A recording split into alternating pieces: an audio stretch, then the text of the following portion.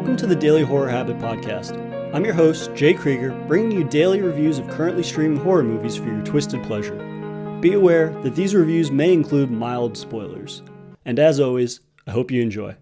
Cheating death only delays the inevitable, a fact that carries over into part 2 of my Final Destination series review. The original was a strong alternative to the conventional slasher formula, which left me eagerly anticipating whether or not Final Destination 2 could continue Death's elaborately creative kill streak.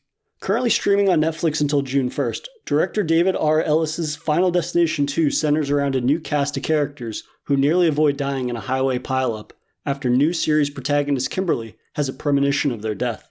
But just like in the original film, Death doesn't take kindly to those who alter his plans. Now, the survivors must take on a reluctant ally who has an intimate knowledge of death in an attempt to live. The film opens with a new protagonist, Kimberly, listening to a TV interview which serves as exposition to catch up viewers on the events of the previous film. I actually really liked this in that it summarizes the events of the previous film in a matter of minutes, and it's obviously not that difficult to understand. It's a pretty simplistic concept, but it catches people up and it's introduced organically enough that there isn't this sort of over-reliance on flashbacks. Fast forward to the following day, and Kimberly and her friends are gearing up for a spring break road trip, which, as you guessed, isn't going to go as planned.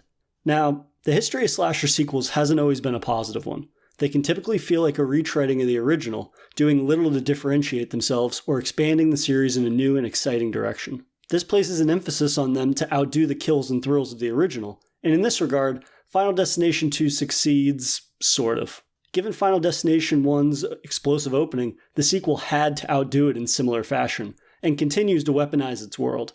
And it does in weaponizing an entire highway. Kimberly's premonition shows a shocking symphony of motorcade carnage as a log truck's cargo falls off and bounces across the highway lanes, flattening motorists and causing all manner of deadly hijinks. Much like the plane crash in the original, the highway pileup is a fantastic display of effects and explosions that, while more reliant on CGI, is far more competent than I assumed it would be. Even the logs themselves I didn't realize until later were CG, due to real logs not bouncing quite to the director's liking.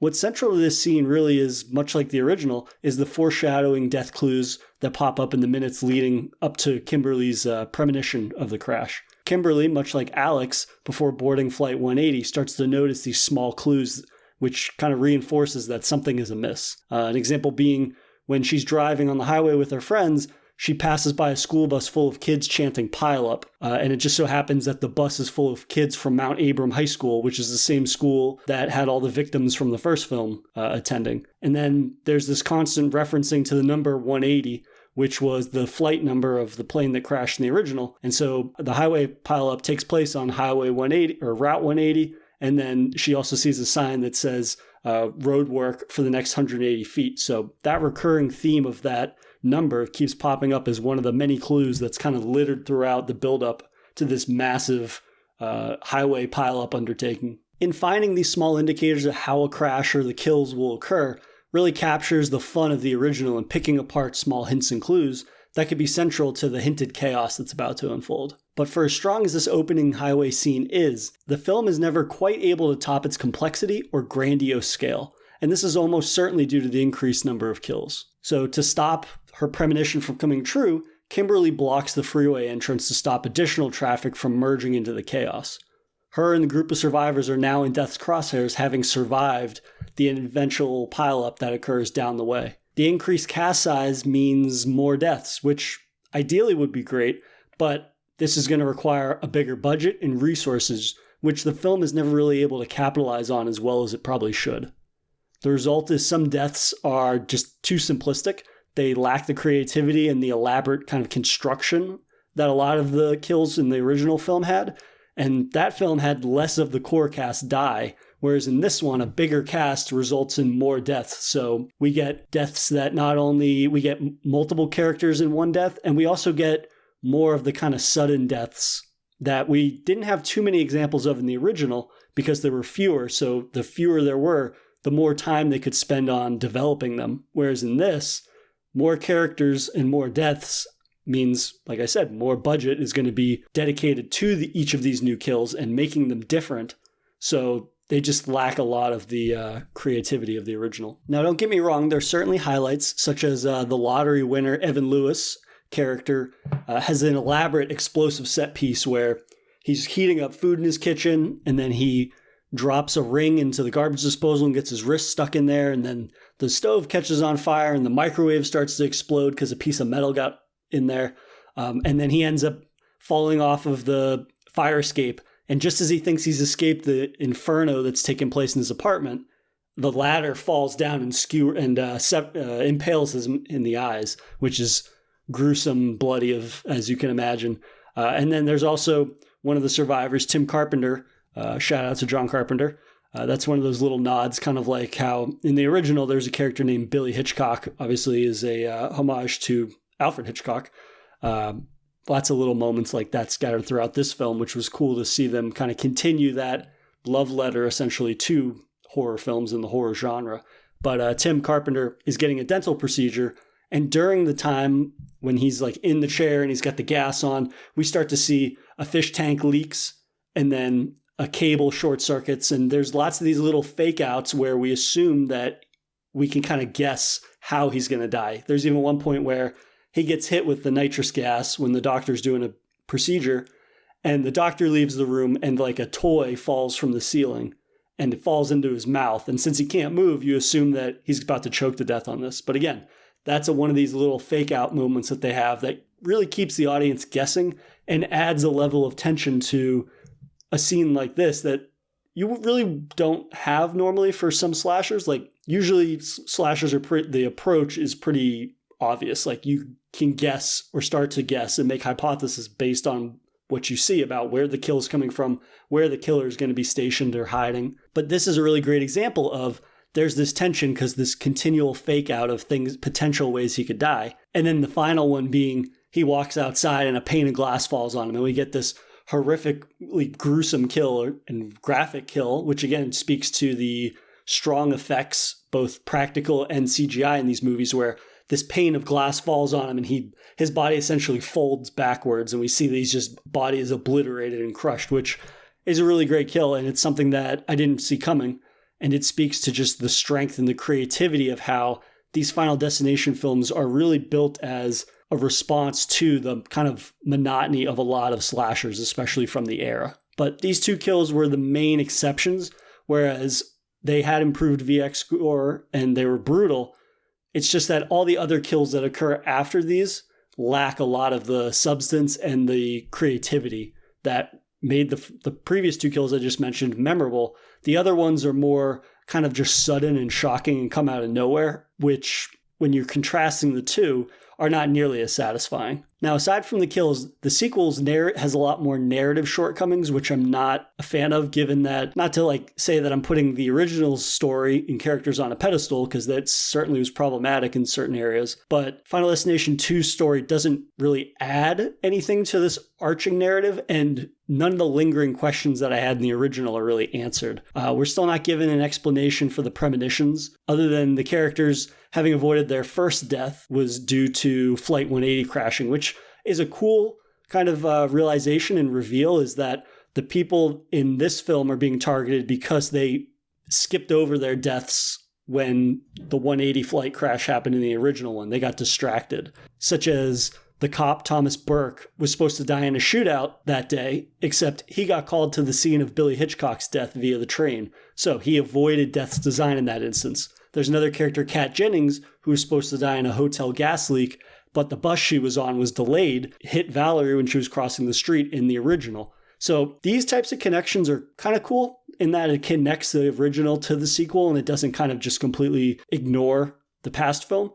But this never really amounts to anything, which is annoying. And again, compiling that with the fact that we never learn why Kimberly is having these visions, but nobody else in the group is. Again, like, what's special about her? It just seems like a missed opportunity to develop her character more. And we never given like a reason of why she's kind of the leader of the group other than she has the premonitions. I feel as if something was special about her and why she's having the premonitions, it would have given her more of a reason to like be the leader of this group. Whereas none of the characters are really definable, or you just don't really build up much of an interest in them. Now, the narrative stuff is not all negative, as we get another fantastic cameo from Tony Todd, who returns as the highly suspicious mortician Bloodsworth, who has all of this information and knowledge about death apparently, but there's never an explanation given for how he knows that, which kind of leads to my speculation that he's like the Grim Reaper in some extent, except apparently I've read in interviews that him and James Wong have vehemently denied that he's not a supernatural person. So if he's not, I'm kind of just don't understand like the justification for it. But he also introduces this new concept that new life can negate death's plans, which kind of kickstarts the film's second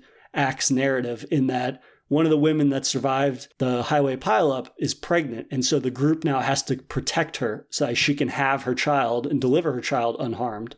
I mean, regardless of them not really fleshing out Bloodsworth's character that much, I'm always in favor of more Tony Todd, and I'll take as many cameos from him in these movies as I can get, because he's always a treat to have show up. But I think the most egregious element of Final Destination 2's narrative is the amount of shade that they throw at Devon Sawa's character, Alex, from the first film.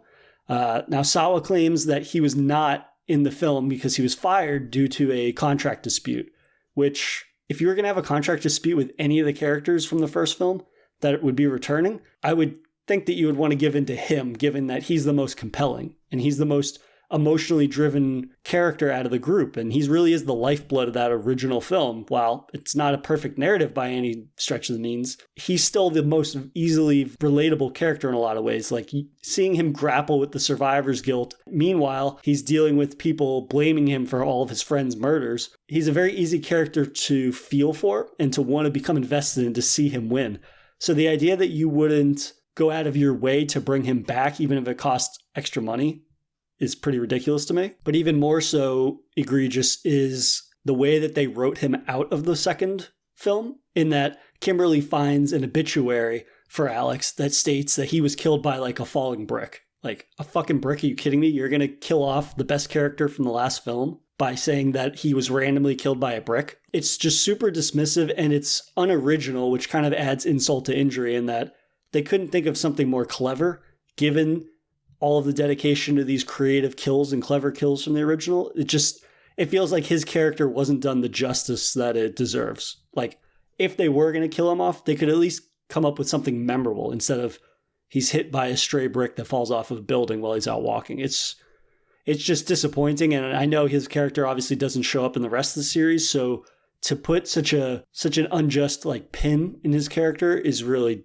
unfortunate. And the dismissive attitude that they have towards Alex's character is also echoed in their handling of Clear's return. Her team up with Kimberly and the other survivors is fine, I guess. Doesn't really bring much, though, to the narrative, other than she's constantly restating, like, we need a death proof, whatever room they're in. Her development really feels underwhelming, and her death is equally dismissive of her Final Destination veteran status. Like, piling her death on with somebody else's to do, like, a 2-for-1 death really doesn't do it justice, especially when she's this veteran character. She's returning, and she's not even really treated like she's the star. For whatever reason, Kimberly's character has more stature within the group than Clear, whereas you would assume Clear should be the star because she's returning. So that was just very disappointing to see as well. As tradition, I think it's time to rank the kills of Final Destination 2. So first and foremost is obviously the highway pileup. It's the most elaborate, it's the most chaotic and destructive, but again, there is this sort of elegance to the way the chaos is presented. It never becomes unclear what's happening. You can still see the pieces that are clicked, the dominoes essentially that are falling, that once they strike another domino, it's this massive explosion, or it's cars crashing into one another and seeing people get taken out and whatnot. So it really is this orchestrated chaos that never allows the viewer, no matter how chaotic, to become lost or confused as to each of the pieces that is happening. Next up is Tim Carpenter being crushed by the glass. That entire sequence just has a lot of great fake outs in it that I think really speaks to the originality from the original film carrying over into this in a way that wasn't super common, unfortunately, but this is a clear example of a solid kill. And the special effects that go into making these kills more brutal really goes a long way for this kill. Next is Nora Carpenter, Tim Carpenter's mother. She gets decapitated. And this is one of the more tongue-in-cheek kills in a way, because it's got this weird moment where moments before she gets decapitated by the elevator, she's in the elevator and there's this like old man behind her. He's got a basket full of prosthetic hands that have hooks on them, which kind of a weird thing to have a ton of on the elevator. But like he's a super weirdo who like starts sniffing her hair for no reason. And then when she gets off the elevator, her hair gets caught in one of the hooks. And so now she tries to back out of the elevator and the doors slam on her head. And then the elevator starts to go down. And meanwhile, as this chaos is unfolding, again, a gag from the original film that's a callback is John Denver music's playing.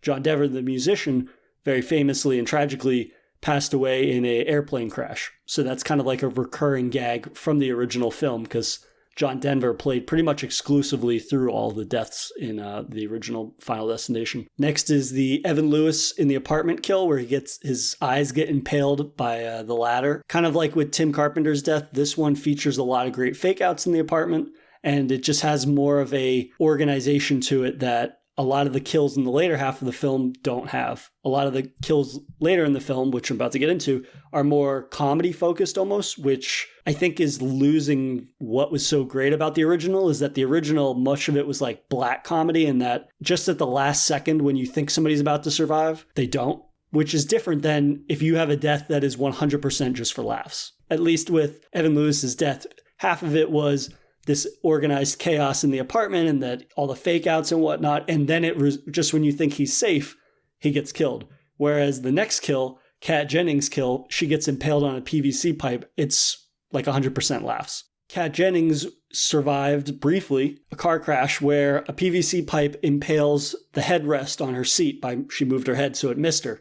Now, when the rescue workers show up with the jaws of life and they dig it into the side of the car door to try to free her, it sets off the airbag, which snaps her head back, and she gets actually impaled on that PVC pipe. This is one of those moments that is almost entirely for laughs. Like, it doesn't really have a ton of creativity, and there's no real elaborate setup to it. It's kind of one of those shocking, immediate kills that doesn't really do much for me.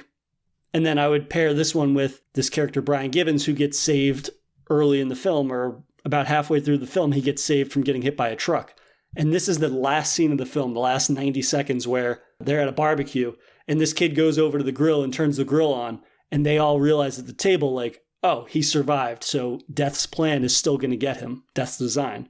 And then when he turns the grill on, he explodes and his arm lands in front of his mother right on her plate at the barbecue. And it's like, that's clearly just for a cheap laugh. That didn't really have, I could have done without it. It just didn't do much for me. And for the next kill, Rory Peters' death, he gets trifurcated with a barbed wire fence. So he gets like his arm cut off. He gets his torso severed from a flying barbed wire fence. Kind of a cool effect, I guess. But again, it's so sudden and it's just kind of like a shock value thing that it didn't have a really big lasting impression on me. And by far my least two favorite deaths have to be Eugene's and Clear's, which again, Clear being a veteran, having her death so sudden and packaged with another character just to kill them off by something that's by all means, for the franchise, very tame. Like, they both get incinerated in an explosion. And it just feels kind of dismissive, not only to her character, but to Eugene's character also.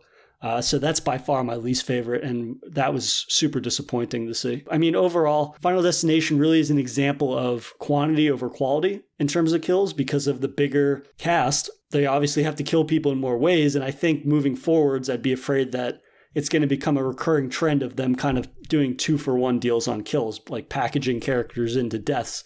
So that way they don't have to design as many death scenarios until the end of the film. But I'm hoping that's not going to be a big issue in Final Destination 3, but I could definitely see that happening. I also know that Kimberly nor Officer Burke's character return in Part 3, which honestly isn't a big deal for me because neither of them had the charisma to carry leading a sequel. And I would hope that the next person that they cast as the lead is able to really carry it more, and maybe we even get a continuation of characters from one film to the other. Because Clear's continuation into the sequel was a nice indication of possibly continuing the narrative in a new way, but it just really wasn't fleshed out to the extent that I would have liked, or it wasn't respected by the writers as much as I would have liked. But my biggest one for a sequel is some sort of developing the reason behind the premonitions and why people continue to have them. Why are certain people having them but other people aren't?